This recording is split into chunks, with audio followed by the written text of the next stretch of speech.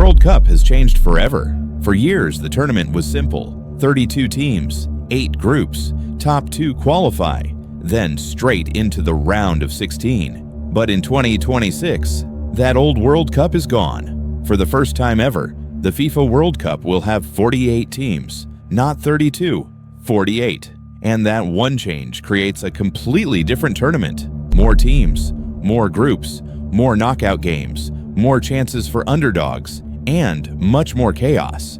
Because the 2026 World Cup is not just bigger, it is harder to predict. This is the new format explained. It will be hosted by 3 countries, the United States, Canada, and Mexico, across 16 host cities, the first men's World Cup ever shared by 3 nations. But the biggest change is not the map, it is the format. The tournament has expanded from 32 teams to 48. That means 16 more countries on football's biggest stage. For some nations, this is not just a tournament, it is history. A country that spent decades trying to qualify now has a real chance to finally make it. New flags, new stories, new matchups.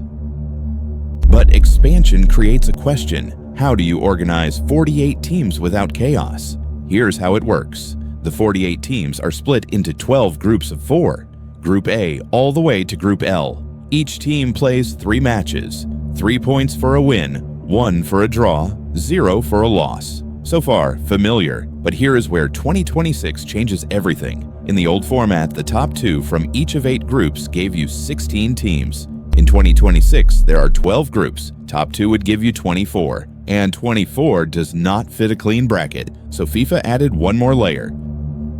The top 2 from every group qualify. That is 24 teams. Then the 8 best third-place teams also qualify. That is 32. And that is why 2026 has a brand new round of 32. This is the most important part of the new format. Finishing third no longer means you're out. A third-place team can survive, but not all of them. There are 12 third-place teams. Only the best 8 go through. 4 are still eliminated. And this is where the drama begins. Third-place teams are compared across different groups. Points first, then goal difference, then goals scored. So picture this. A team sits third with 4 points.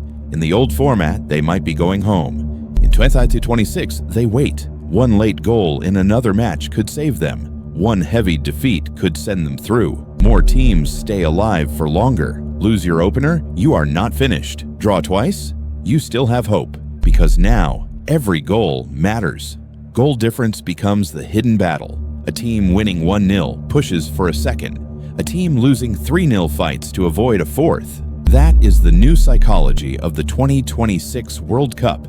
The group stage is no longer about finishing first. It is about surviving the table.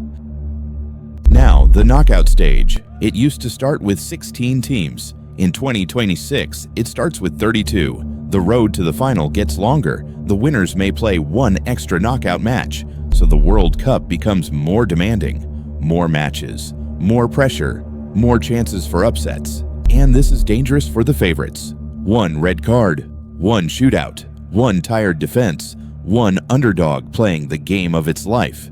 And a giant is gone. That is why 2026 could produce more shocks than ever.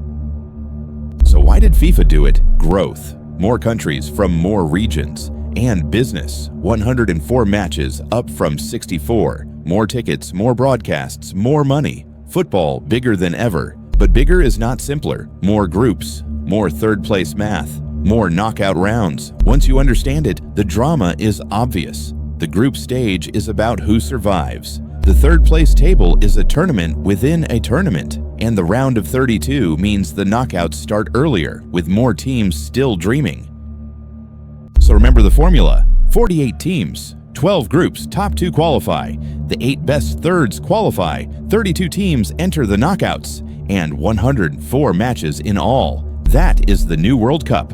Bigger, more complicated, and maybe more unpredictable than anything football has seen. Because in 2026, the World Cup is no longer just a tournament. It is a survival test. The winner will need talent and depth, discipline, recovery, luck, and the nerve to survive the chaos. So here is the real question. Will the 48-team format make the World Cup better, or did football just make its biggest tournament too big?